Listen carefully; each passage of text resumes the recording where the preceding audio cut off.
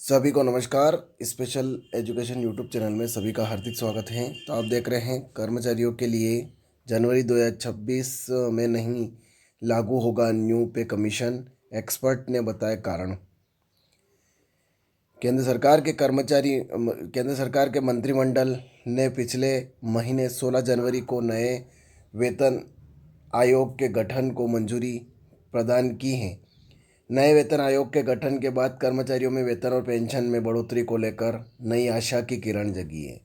8वें वेतन आयोग की सिफारिशें 1 जनवरी 2026 से लागू होनी हैं, लेकिन केंद्र सरकार के बजट में वेतन आयोग को लेकर कोई घोषणा न होने के कारण वेतन आयोग की सिफारिशों के लागू होने को लेकर संशय पैदा हो गया है।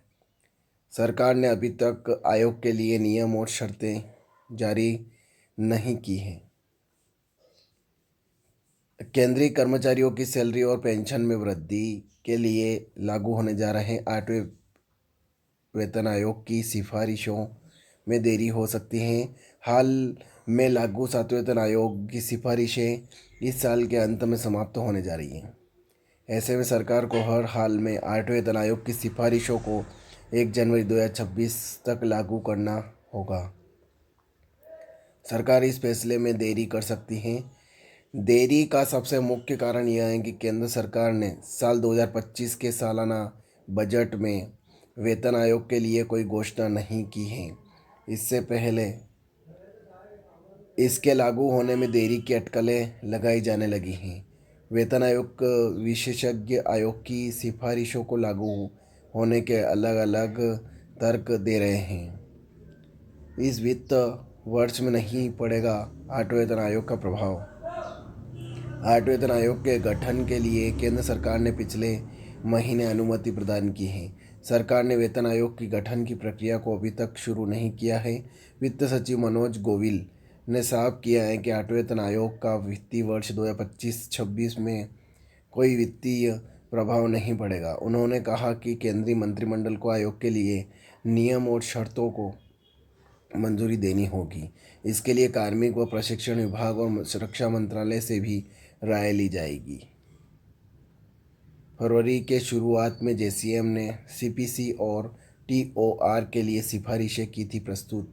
वेतन आयोग के गठन प्रक्रिया के लिए फरवरी महीने की शुरुआत में national council of joint consultative machinery यानी जेसीएम स्टाफ साइट ने 8वें केंद्रीय वेतन आयोग के नियम और शर्तों के लिए अपनी सिफारिशें प्रस्तुत की थी।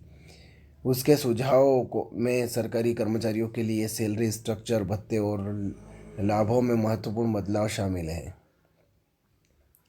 विशेषज्ञों की अलग अलग राय। वेतन आयोग गठन प्रक्रिया के दौरान कर्मचारियों की सैलरी और पेंशन में बढ़ोतरी और बदलाव के लिए अलग अलग विशेषज्ञों ने अपनी राय प्रस्तुत की हैं।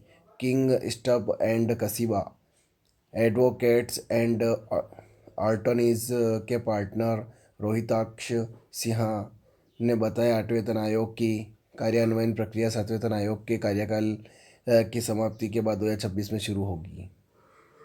वेतन आयोग केंद्र सरकार के कर्मचारियों के वेतन ढांचे के मूल्यांकन के लिए एक नियमित 10 साल की प्रक्रिया बन गई है। 1 जनवरी 2026 से 8वें वेतन आयोग के लागू होने की संभावनाएं कम हैं। हालांकि 7वें वेतन आयोग की कार्यान्वयन तारीख 2016 में हुई थी। इस प्रकार यह संकेत मिलता है कि 8वें वेतन आयोग की सिफारिशें 2026 में लागू होगी। गांधी लॉ एसोसिएट्स के पार्टनर राहेल पटेल कहते हैं कि पिछले रुझानों को देखते हुए वेतन आयोगों को अपनी सिफारिशें देने में आमतौर पर 1 साल लगता है। इसका मतलब है कि सैद्धांतिक रूप से 1 जनवरी 2026 से कार्यान्वयन संभव है। हालांकि बजटीय प्रावधानों की कमी इस बारे में संकेत पैदा करती है कि क्या वित्तीय बोझ को वर्तमान वित्तीय योजना के भीतर समायोजन किया जाएगा।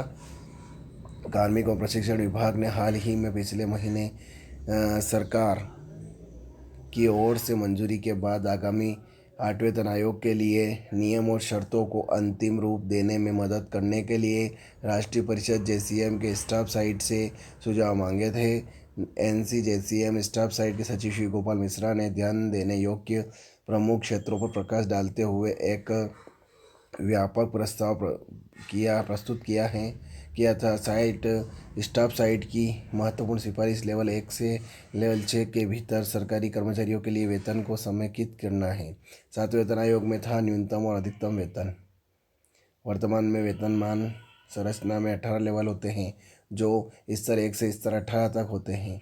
7वें वेतन आयोग के अनुसार स्तर 1 पर न्यूनतम मासिक वेतन 18,000 रुपये निर्धारित किया गया था, जबकि स्तर 18 पर अधिकतम वेतन 2,50,000 रुपये प्रति माह निर्धारित किया गया था। स्टाफ साइड की ओर से प्रस्तुत एक महत्वपूर्ण प्रस्ताव उचित मुआवजा सुनिश्चित करने और कैरियर में प्रगति को सुविधाजनक बनाने के लिए कम वेतनमान को समेकित करने का सुझाव देता है। सिफारिशों में विशिष्ट स्तरों स्तर 1 से स्तर 2, स्तर 3, स्तर 4, स्तर 5, स्तर 6 का विलय शामिल है। तो ये खबर थी। ज़्यादा से ज़्यादा शेयर करें, लाइक करें, कमेंट करें आपको खबर कैसी लगी। और आप मेरे चैनल पर नए हैं तो चैनल को सब्सक्राइब ज़रूर करें। जय हिंद, जय भारत।